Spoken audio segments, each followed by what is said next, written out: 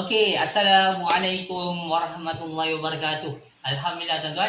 Okey, selamat kembali ke channel Madu Seribu Kasih. Saya Azmi, salah seorang daripada founder Madu Seribu Kasih. Dan ni si kecil licik ni, dia juga salah seorang yang punya bakat dalam ternakan kelulut tuan-tuan. Okey, hari ni apa yang saya nak kongsi dengan tuan-tuan?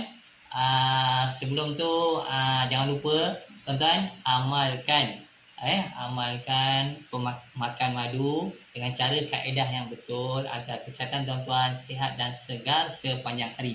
Okey, untuk keberkatan kita hadiahkan Al-Fatihah kepada junjungan besar Nabi Muhammad sallallahu alaihi wasallam, pada ahli kaum keluarga baginda, kepada sahabat-sahabat, pada siapa lagi? Pada jiran-jiran kita, guru-guru kita, ibu ayah kita, adik keluarga kita. Mudah-mudahan mereka berada dalam rahmat Allah Ta'ala.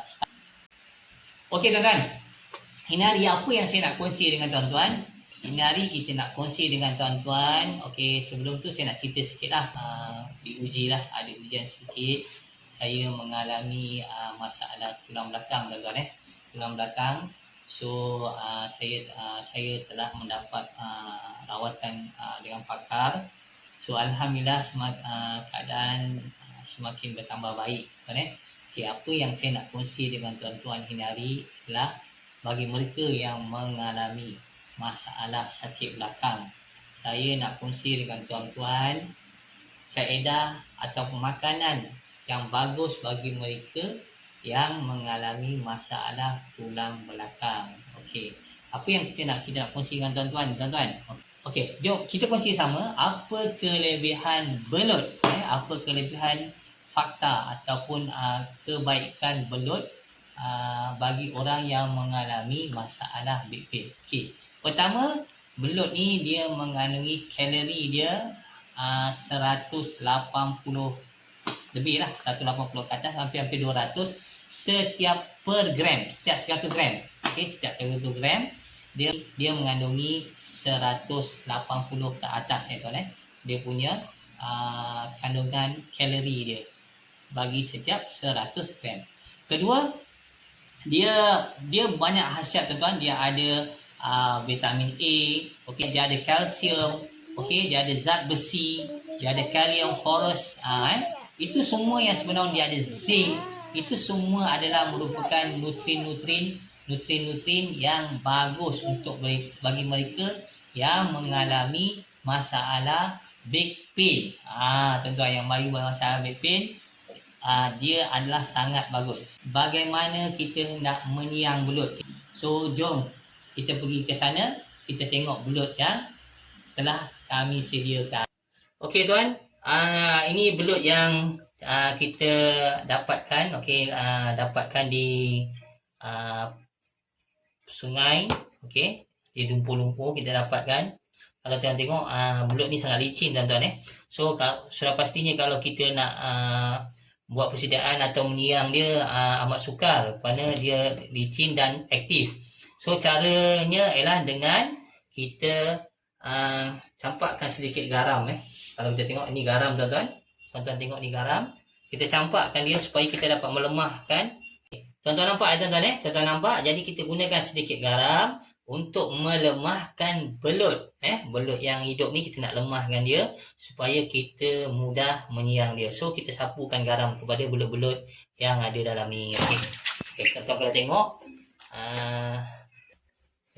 garam ni kita taburkan pada belut yang hidup ni, supaya dia lemah lah, supaya kita senang nak siang dia.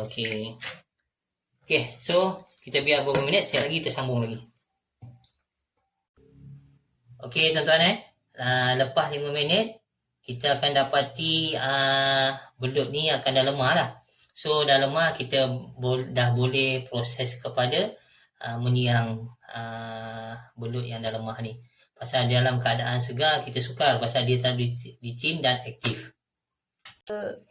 Kita basuhkan belut ni dengan belimbing buluh dan garam lah untuk buang dia punya lendir.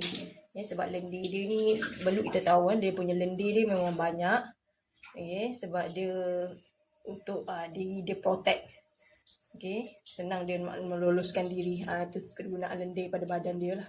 Tadi kita dah potong dekat bahagian leher dia. So tujuan dia kita potong tak habis ni bukan apa tuan-tuan, untuk memudahkan kita membelah perut dia.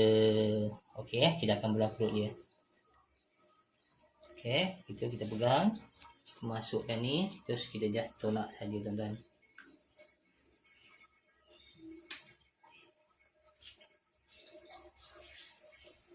Mudah aja kan tuan-tuan, kita tolak air terus sampai ke lubang najis ni lah. Okay. Dah nampak ini dua urat anyir dia.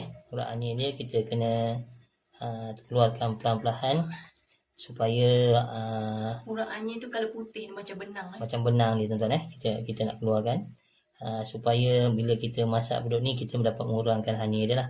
Tapi kalau tak dapat keluarkan pun tak ada masalah. Cuma kita amalkan cara macam tu lah. Kan ini urat anyir yang kita dah tarik keluar. Yang sebenarnya dia agak liat juga. Tapi kalau kita tarik perlahan-lahan, insyaAllah dia tak ada masalah dengan dia. Okey tuan-tuan, belut yang telah kita tahu air garam tadi tu pun dia dah lemah dan dah mati. So ada lagi masalah yang perlu kita selesaikan. Dia tetap licin.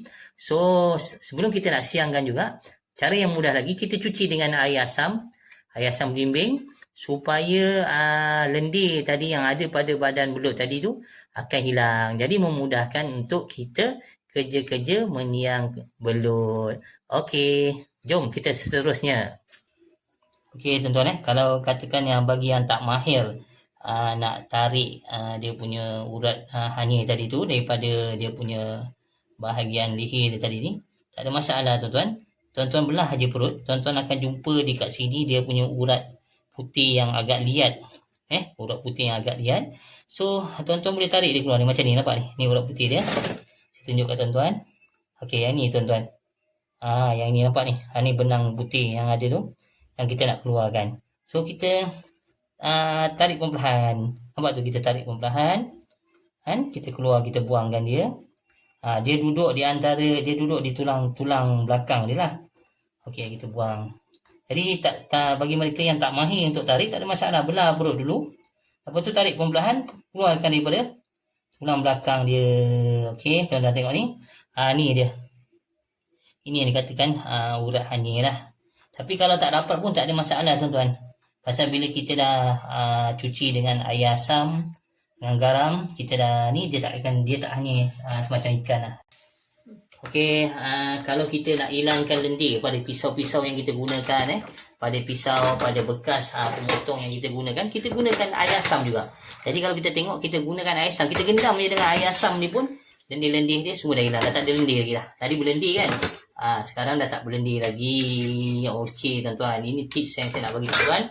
Begitu juga dengan tempat pemotong tadi kan. Ni kalau kita tengok lendir, kita ambil air asam ni, kita lalukan aja. Dah hilang lah dia punya lendir-lendir dia. Okey. Ini kita rendam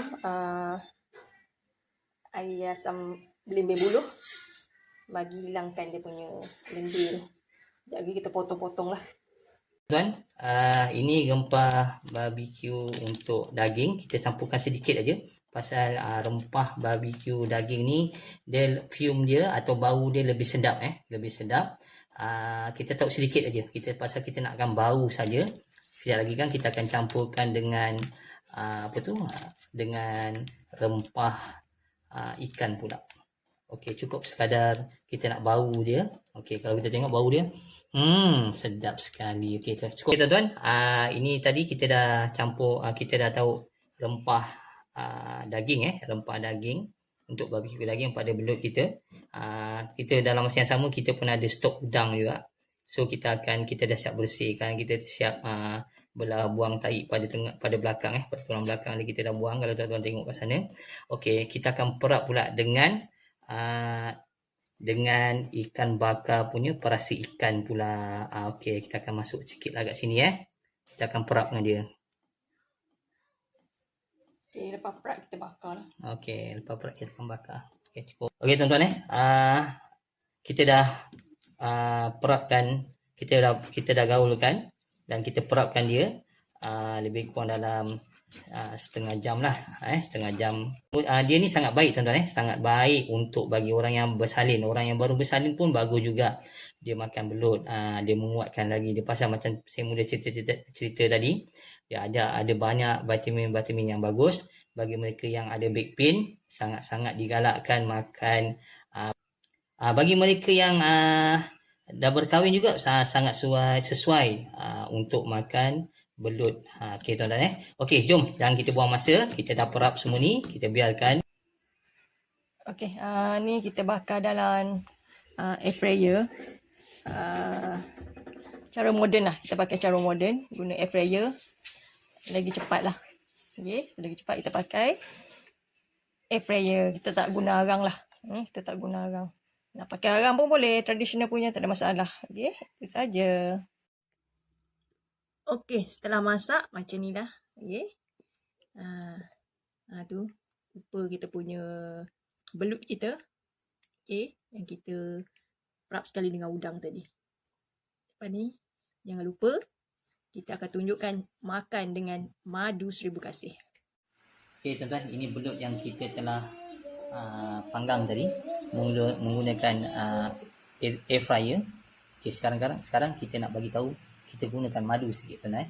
Kita gunakan madu sedikit supaya